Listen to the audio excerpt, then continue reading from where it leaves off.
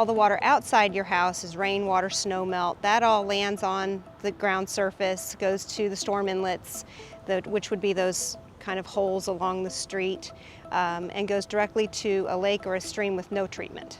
There are 6 lakes in the city, and there are numerous creeks, all of which we have water quality requirements to maintain. So my first question to everyone is, do you want to swim in a lake full of trash? And of course the answer is no. And do you want to swim in a lake that has things floating around you? And of course no. And we don't want to drink that water, and you don't want to eat fish that is in that kind of water. And so it's important to the entire system, right? Not just for recreation, but for the food that we eat, to make sure that our water quality is acceptable, I guess you would say, and maybe even beyond acceptable, the best we can keep it. The most common thing we'll see is silt from construction, and we know that that's a big problem. We have a lot of construction going on around the city, and so we have inspectors that go out and do the best they can to help those construction efforts maintain the silt on their sites and not let them run down into the streets. But we see a lot of trash. A lot of people throw things out their car windows, cigarette butts, that kind of thing. We see a lot of shoes and random things that shouldn't be there. Really, the only thing that needs to be going in those storm inlets is water, nothing else. Things like grass clippings, leaves, yard waste, you put those things down in the storm inlets or you leave them out on the street. They go into our pipe system, which goes into lakes and creeks. It can plug up those pipes, especially if you have large volumes. But it can also cause a water quality issue if we have fertilizer on the grass clippings or on the lawn, the leaf lawn clippings. It can cause water quality issues. We can have adverse problems with fish, in lakes and streams, things like that. It's not a violation of the regulations to wash your car in your driveway if it's your personal car, but we recommend going to a car wash to manage those things, because the pollutants that come off your car will go into the storm drain and it will cause adverse water quality issues in those lakes and streams. And so when you go to a professional car wash, they have traps that they collect those sediments and the things that wash off your car, and then those get properly disposed of. We have Adopt a Street.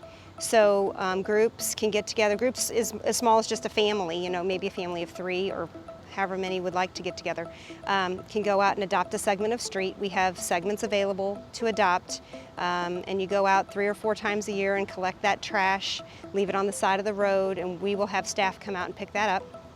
We have Stream Team, which is a similar effort, except that I'll go out with the group. Like sometimes we'll do Boy Scouts or Girl Scouts or a youth group or whoever wants to get together.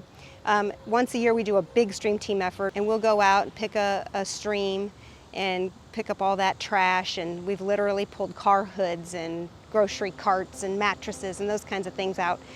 Really big, small things, but a lot of big things too. And then we also have storm drain stenciling. And we will stencil an image, a city-approved image, on the tops of those boxes as a water quality education effort. If anybody wants to get involved, by all means, contact the Public Works Department, 816-969-1800. Feel free to ask for the environmental specialist.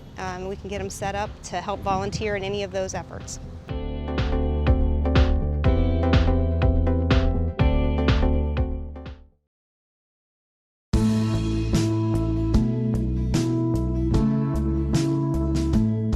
So our budget last year was smaller than typical, but that was honestly with some sacrifices. We cut back on training and travel and anything that looked like it was a discretionary decision.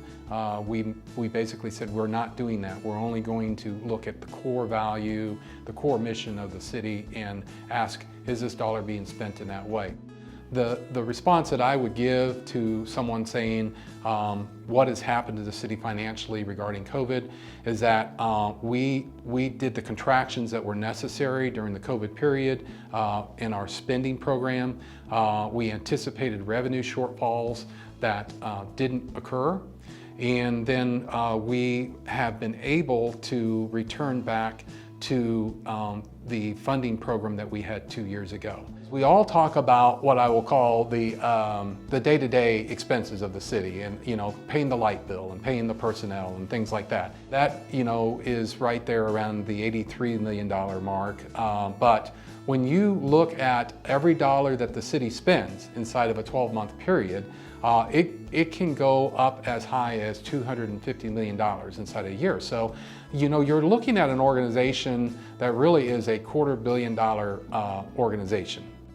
Our top 3 revenue sources for the city of Lee Summit is property taxes, sales taxes, and then what we call utility taxes, which is basically a percentage of an amount that goes to the city on gas and electricity and cable and those type of things. So those 3 make over 80% of our budget, our revenues. When you talk about new revenues that are coming in, when we look at the use tax, the primary motivating factor of the use tax, which is basically a percentage that is equivalent to a sales tax, which is 2.25% for the city of Lee Summit.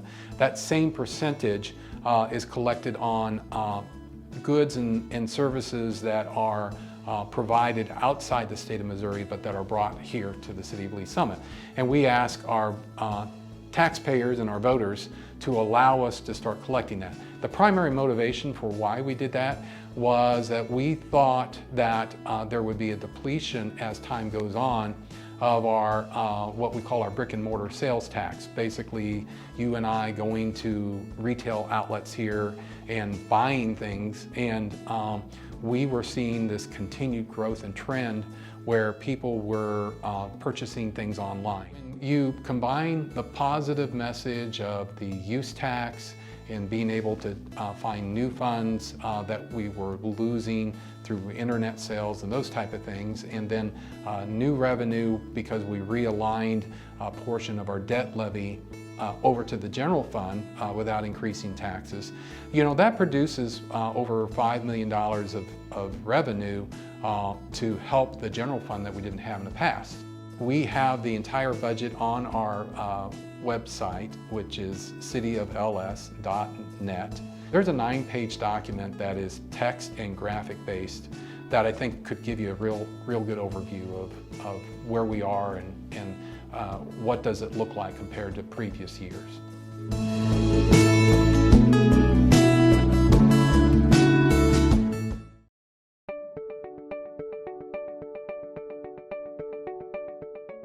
I am Fred DeMoro. I represent District 4. I've been on the council for 4 years, just completed 4 years. They were good 4 years, lot to do.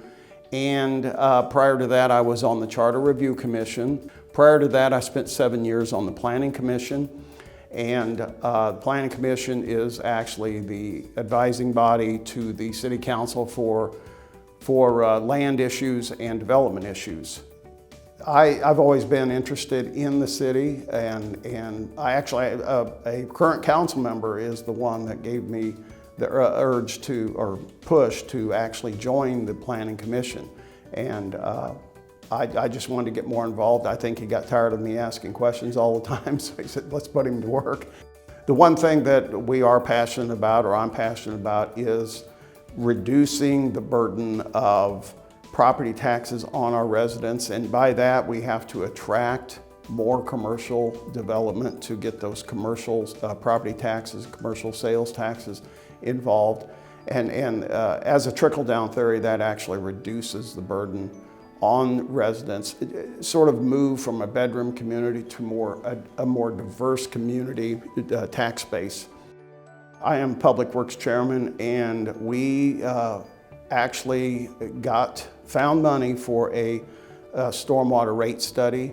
Now, what that will do is we will have a consultant come in and tell us how to actually enact or enable a stormwater rate to build a fund for being proactive on stormwater issues. We have a lot of stormwater issues in Lee Summit. We're surrounded by water. We're surrounded by lakes and river and things like that. And that is a big accomplishment. I know the Public Works chairmen before me had always tried to get that forward, and we finally did. And right now I think we've got an RFP for a consultant. And it's important to remember that we have to keep our infrastructure up, and that's just not stormwater and/or water utilities. That's curbs, gutters, sidewalks, and everything like that. I've been a resident since 1986, and when I moved in 1986, it was a small town, small city. And it is very interesting to have seen everything happen in those since 1986. And we have grown immensely.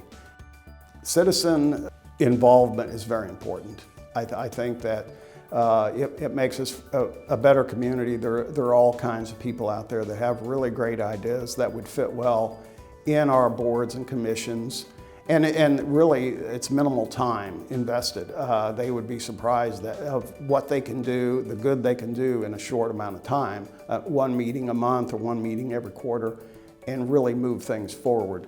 And then, help the council with the idea of what the community is actually needing and saying. And that's always important too.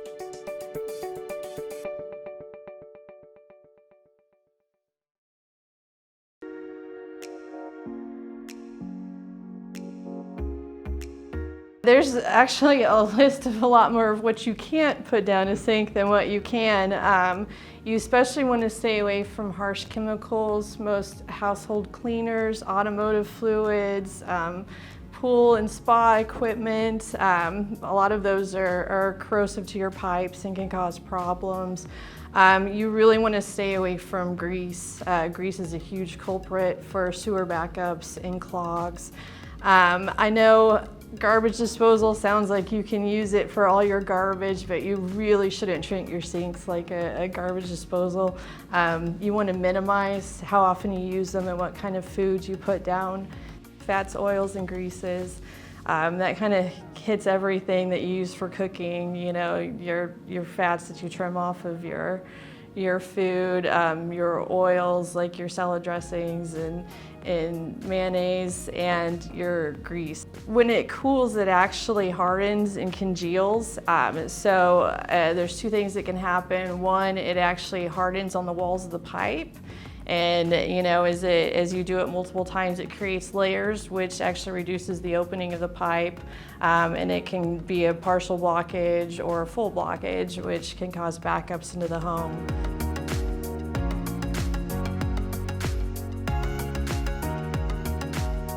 Again, there's a long list of things that you shouldn't flush. The city actually has a really good comprehensive list of what you should stay away from. But you really want to stay away from paper towels. 50% of the non-dispersibles that are in the wastewater systems are paper towels. 25% are flushable wipes. Really, they're not flushable at all. They're made of plastic, and plastic doesn't break down.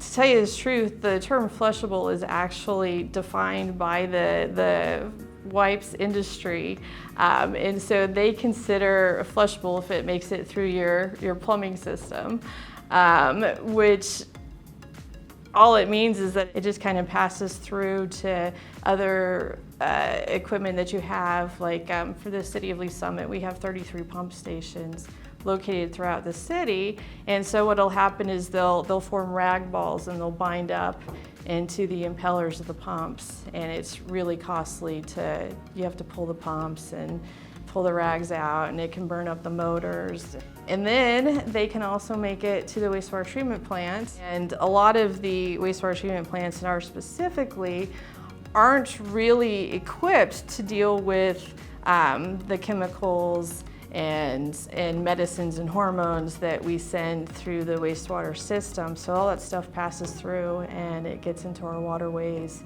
and it gets into our oceans, streams, lakes.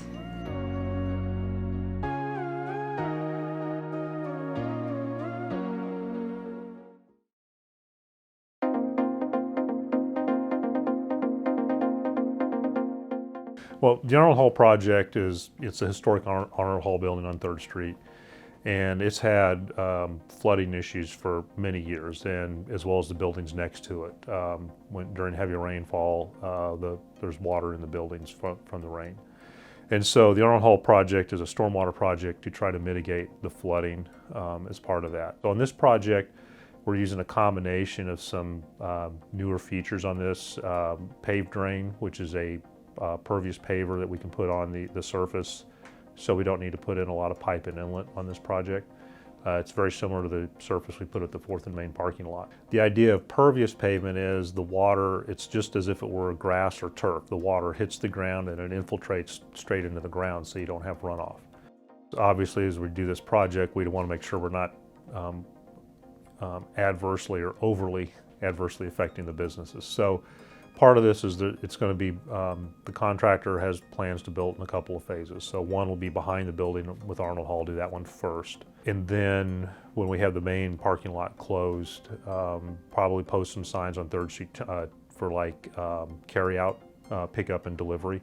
So there'll be some spaces on 3rd Street reserved for that. We'll also add some additional signage to help direct motorists to the parking garage on Green Street, because the parking garage right next to City Hall is a public parking facility. It's open to anyone 24 hours a day.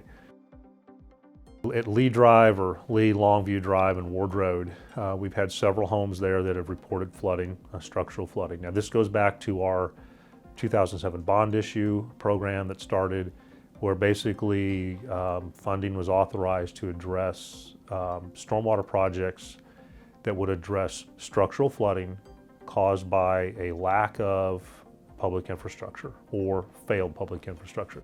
And so what we're doing here on Lee Drive is there's some work along Lee Drive to add some pipe and inlets and upsize the culvert. But then the other issue is on Ward Road. There's a culvert under Ward Road that was causing water to back up. These projects, like Arnold Hall, it's the last project that's being built out of the 2007 bond issue that was approved by voters. So we've done quite a few projects throughout the city, and again, this will be the last one. That actually provided about $15 million to build stormwater projects. The Lee Drive project is being funded from our transportation sales tax, or CIP sales tax, that was approved by voters in 2017. Jefferson Street was a project that's been our transportation master plan. And so on Jefferson Street, that's part of one of the key economic development areas there around the 291 South interchange and 50 Highway. So part of this is removing that impediment to development by improving the road there on Jefferson Street. Part of it is to improve our walkability or complete streets in there. So, because we included some wider lanes to allow on-street bike traffic, a 10-foot trail, and sidewalks to allow bike and ped traffic. So now there's a trail that will connect from there across the interchange all the way to downtown. Part of it too is the safety improvements, because we added a traffic signal at Purcell and Wards. And then also, as part of that project too, there's, what's not seen are the improvements to the sanitary sewer and water main. The nice thing about all these is that they take time. We've had a lot of support from the public on these projects through the funding of these, and we've had a lot of support from our elected officials as far as trying to go through and get these programmed. And then the other is, if you step back and look at them instead of just as individual projects, you can kind of see how they start to kind of fit together and piece together, like the recently completed 3rd Street. We've widened that, we've added sidewalks in there, which ties into Ward Road, which will tie into the Lee Drive culvert, and then a future project at Purcell's and Ward. So you kind of see that kind of being sequenced together.